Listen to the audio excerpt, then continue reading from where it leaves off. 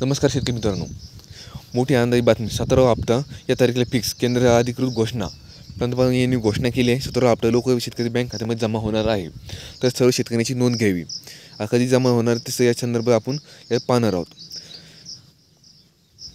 केंद्राची अधिकृत घोषणा केली आहे. आपण बघू शकता स्क्रीनवर दाखवलं आहे. आता त्याच्या लँडलाईनमध्ये आपल्याला दिसेल. ही बघा शेतकरी मित्रांनो, याच्यामध्ये ॲरो करेल आहे आणि डेट त्याची टाकलेली आहे. PM किसानचा हप्ता 28 जून 2024ला जमा होणार आहे. आपण याच्यामध्ये अंडरलाईन करायला आपण पाहू शकतात. आपण 9,30,00,000 शेतकऱ्यांना 17वा हप्ता वितरण होणार आहे.